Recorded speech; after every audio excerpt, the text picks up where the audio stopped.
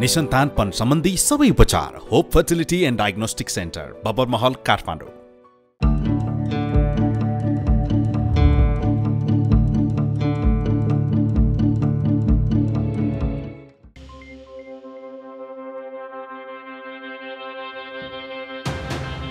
प्रदेश विशेषमा आज हामीसँग हुनेछन्। फेवाताल संरक्षणमा सरकारको ध्यानै पुगेन, अतिक्रमणकारीमाथि राजनैतिक संरक्षण।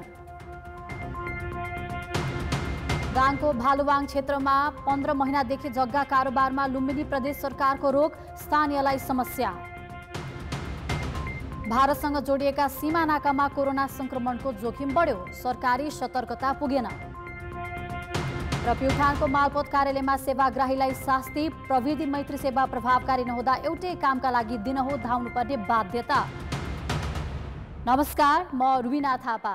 यी थिए प्रदेश विशेषका आजका हाम्रा सामग्री।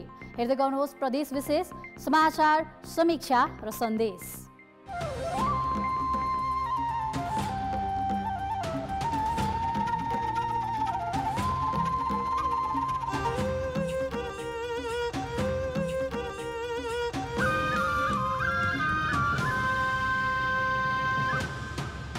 प्रदेश विशेष। सुरुमा प्रदेश संक्षेप।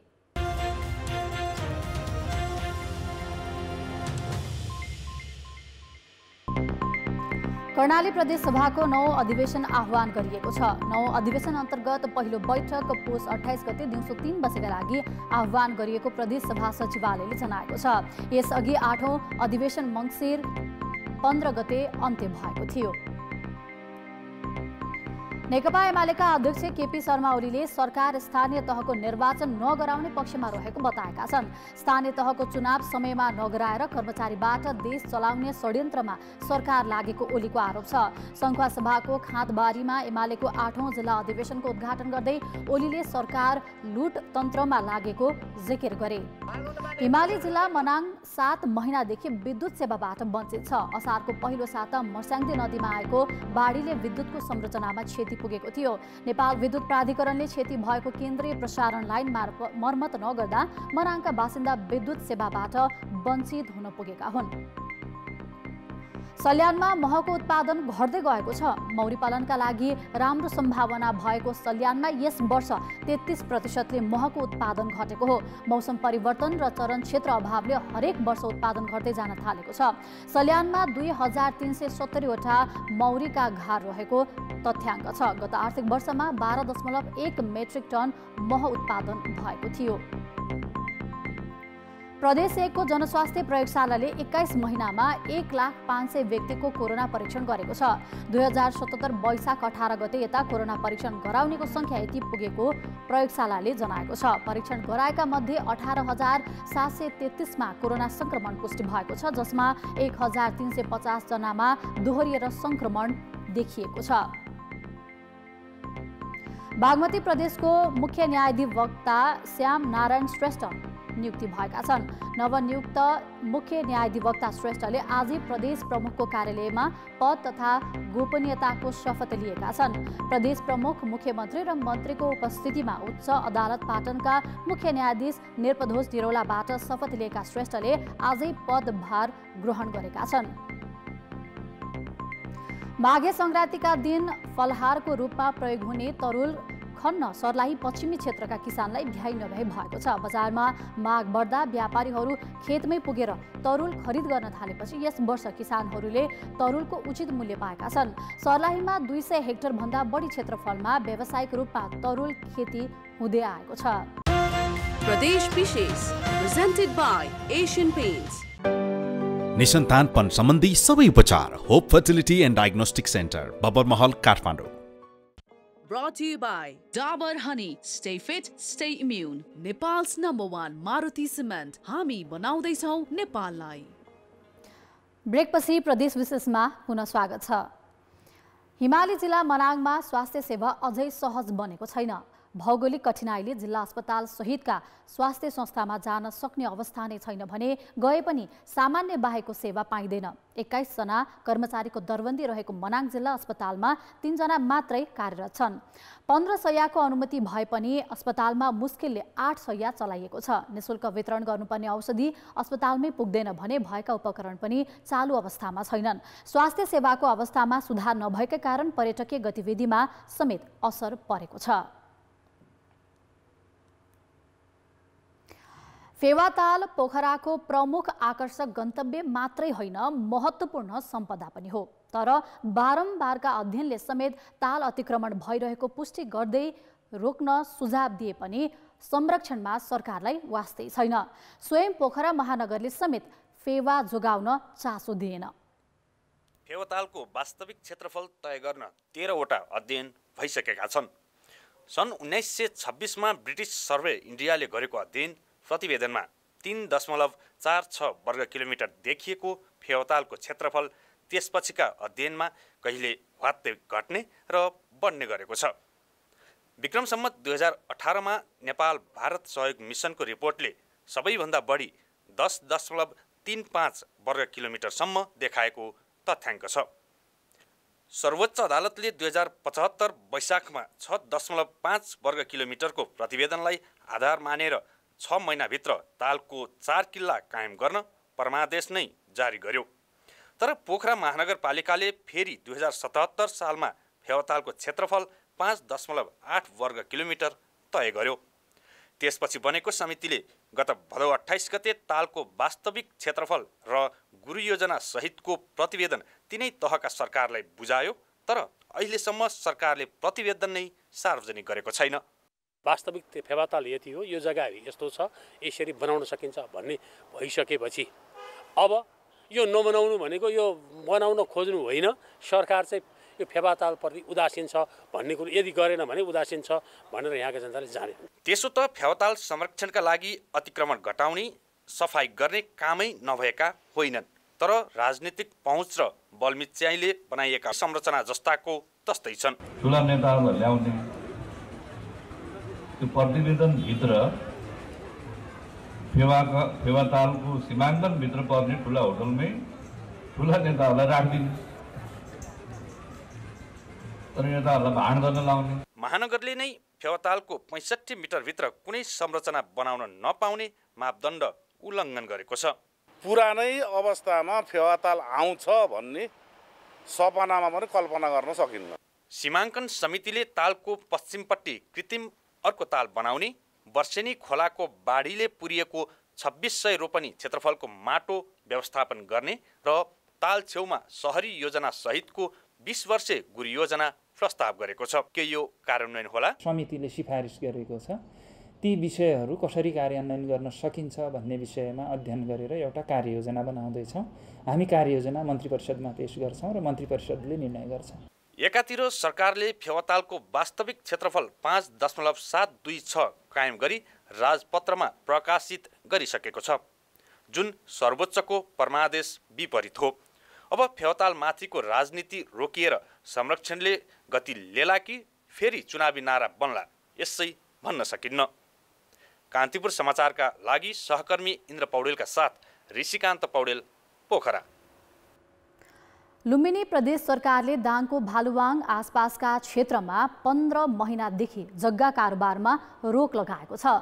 प्रदेश सरकारले स्थायी मुकाम तोकेपछि भूमाफियाको चलखेल र अव्यवस्थित बसोबास रोक्ने उद्देश्यका साथ जग्गा कारोबार रोका गरेको थियो। तर लामो समयसम्म व्यवस्थित सहर बसाउने गुरु योजना तयार नहुँदा जग्गा किनबेच र धितो राख्न समेत नपाएको गुनासो स्थानीयको छ। 2077 साल असोज 20 गते लुम्बिनी प्रदेश सभाले प्रदेशको स्थायी राजधानी दाङको भालुवाङ आसपासका क्षेत्र समेटेर बनाउने घोषणा गरेको थियो। यो सँगै प्रदेश सरकारले आसपासका जग्गा बिक्री तथा धितो राख्न रोक लगायो। लामो समयदेखि जग्गा रोक्का भएपछि जग्गा धितोमा राखेर व्यवसाय गर्ने, जग्गा नै बेचेर औषधि उपचार गर्ने र शिक्षा हासिल गर्न चाहनेहरू समस्यामा परेका छन्। हरेक मान्छेहरूको समस्याहरूलाई एकदम मध्यनजर गरेर छिटोभन्दा छिटो यो चिज खोलिदिनु पर्यो। व्यापार व्यवसाय गर्ने मान्छेहरूलाई धितो राख्नलाई पनि धेरै समस्या भइरहेको छ। राप्ती गाउँपालिकाको सबै भूभाग, गडवा गाउँपालिकाको वडा नम्बर 1, 2 र 3, अर्घाखाँचीको शीतगंगा नगरपालिकाको वडा नम्बर 8 र 9 को जग्गा किनबेच तथा धितो राख्न कहिलेदेखि खुल्छ भन्ने टुङ्गो लागेको छैन। पुरै किताब बिक्री वितरणको लागि र बैंक प्रयोजनको लागि खुल्ला गरिदिएको सन्दर्भमा हाम्रो व्यापार व्यवसाय र अन्य घरासी प्रयोजनको निम्ति यसले ठूलो मद्दत पुग्न सक्थ्यो। जग्गा रोक्काले समस्या भएपछि स्थानीय तहको सिफारिसका आधारमा प्रदेश सरकारले 20 लाख रुपैयाँसम्म बैंकमा धितो राखेर ऋण लिन सक्ने निर्णय गरेको छ। तर यो निर्णयबाट जग्गा धनी सन्तुष्ट छैनन्। उनीहरूले प्रदेश राजधानीको गृह योजना बनाएर तत्काल फुकुवा गर्न माग गरेका छन्। राजधानी विकासको गृह योजना बनाउने जिम्मा पाएको प्रदेश पूर्वाधार विकास प्राधिकरणले काममा ढिलाइ गर्दा समस्या भएको छ। त्यो कार्यविधि बनिसकेर त्यो चाहिँ प्रदेश सरकारले जब निर्णय गरिदिन्छ त्यो निर्णयलाई हाम्रा स्थानीय सरकारहरूले ल यो अनुसार चाहिँ अगाडि जाने भनेर जब एग्री भइसकेपछि त्यसपछि जग्गा फुक्का हुन्छ। हजुरको जग्गा किनबेच रोक्का भएको असर स्थानीय तहको राजस्वमा समेत परेको छ। सिफारिस किनबेच नगरेपछि हुने कुरै भएन।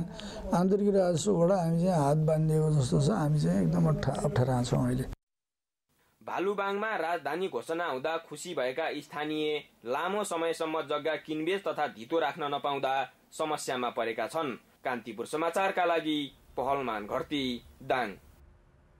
भारतसँग सीमा जोडिएका जिल्लामा कोरोना संक्रमणको जोखिम धेरै छ, तर पनि सरकारले जोखिम न्यूनीकरणमा खासै ध्यान दिएको छैन।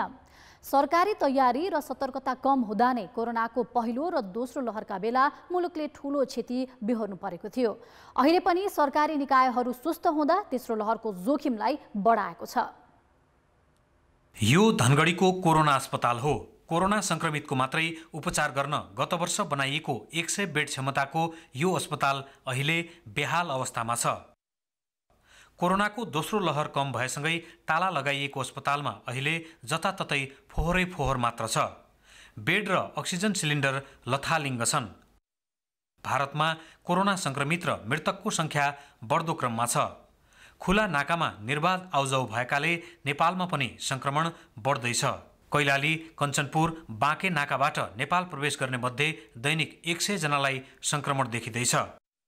तर सामाजिक विकास मन्त्रालय छेउमै रहेको यो अस्पतालको अभिगत हेर्दा प्रदेश स्तरमा पूर्व तयारी कस्तो छ भन्ने देखाउँछ। ती बोर्डरहरूमा अगाडिदेखि नै होल्डिङ सेन्टरहरू निर्माणाधीन छन्।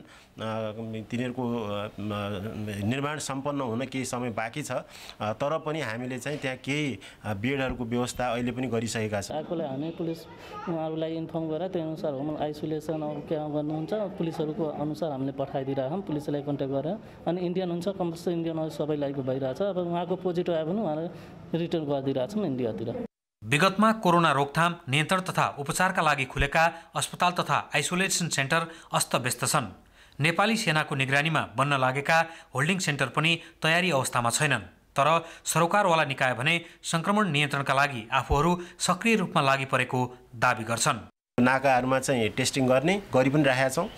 टेस्टिङ गरिसकेपछि पोजिटिभ आएका र शङ्कास्पदलाई केही समय उहाँहरूको त्यो पालिकामा अथवा आफ्नो स्थानमा नपुगुन्जेलसम्म होल्ड गरेर राख्ने 1-2 दिन। नियमित कार्यक्रम बजेटमा भएको त्यहाँबाटै व्यवस्थापन गर्छौँ र नभएको थप बजेट कार्यक्रम पठाएर पनि हामी व्यवस्थापन गर्छौँ। भारतबाट आउनेमा संक्रमण देखिए पनि उनीहरूको व्यवस्थापन कहाँ र कसरी गर्ने भन्ने तयारी भएको छैन।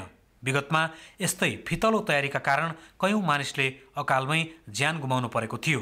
अहिले पनि जुनसुकै बेला महामारीले भयावह रूप लिन सक्ने भएकाले तीनै तहका सरकारले पूर्व तयारीलाई थप प्रभावकारी बनाउन जरुरी छ। कान्तिपुर समाचारका लागि क्यामेरामा सुदीप थापा र सुर्खेतबाट कमल पन्त, भैरवबाट भुवन पाण्डेका साथमा टेकराज जोशी, धनगढी, कैलाली। प्रदेश विशेष प्रेजेन्टेड बाय एशियन पेन्ट्स। निसन्तानपन सम्बन्धी सबै उपचार Hope fertility and diagnostic centre, Babarmahal, Kathmandu. ब्रेकपछि प्रदेश विशेषमा पुनः स्वागत छ।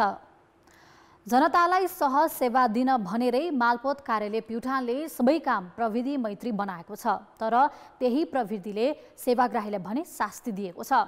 एकै दिनमा हुने काम इन्टरनेटको समस्याकै कारण 1 सातासम्म पनि नहुँदा सेवाग्राही हैरानी बेहोर्न बाध्य छन्।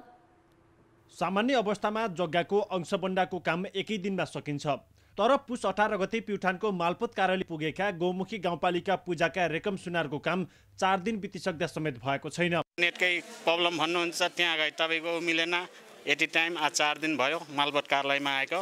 सेवाग्राहीको सजिलोका लागि भन्दै सम्पूर्ण काम अनलाइन मार्फत गर्ने व्यवस्था मिलाइएको छ, तर त्यही इन्टरनेट नचल्दा दैनिक दर्जनौं सेवाग्राही दिनदिनै मालपोत कार्यालय धाउन बाध्य छन्। एक दिनमा हुने काम बन्न हप्तौसम्म लाग्छ भने खर्च समेत बढेको छ। मालपोत कार्यालयमा जब अनलाइन मार्फत काम हुन थाल्यो त्यसपछि नै समस्या सुरु भएको हो, तर समाधानका लागि अहिलेसम्म पहल भएको छैन।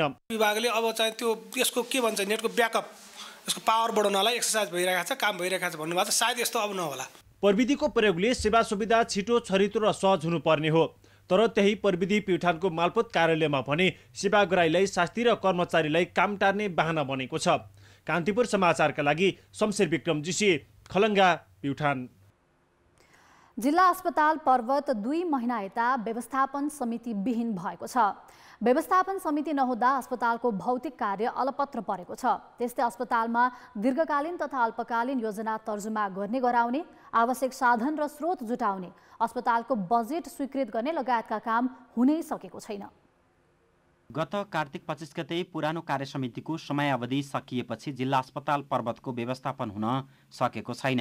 अस्पतालमा 2 महिनाको अवधिमा 6 जना बिरामीका आफन्त चिकित्सकको विरोधमा उत्रिएपछि समस्या खेप्नु पर्यो।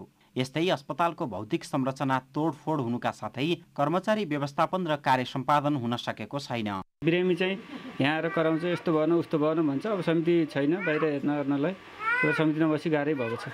15 शैय्याको पर्वत जिल्ला अस्पताल 50 शैय्यामा रूपान्तरण गर्ने भन्दै निर्माण गरिएको अस्पतालको भवन समेत अपुरो छ। अस्पतालमा व्यवस्थापन समिति नहुँदा दीर्घकालीन तथा आपतकालीन योजना तर्जुमा गर्ने गराउने, आवश्यक साधन र स्रोत जुटाउने, अस्पतालको बजेट स्वीकृति गर्ने, अस्पतालको सेवा शुल्क निर्धारण गर्ने, भौतिक सम्पत्तिको संरक्षण तथा मर्मसम्भार गर्ने काम प्रभावित बनेको छ।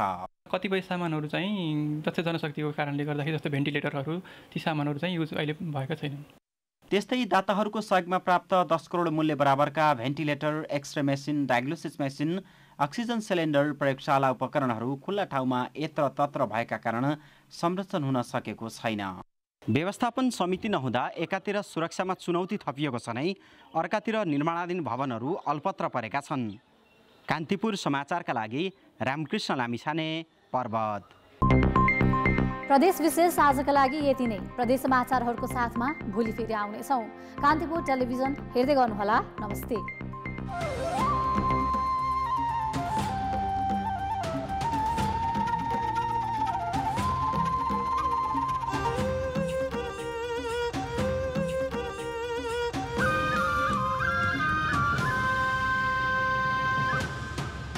प्रदेश विशेष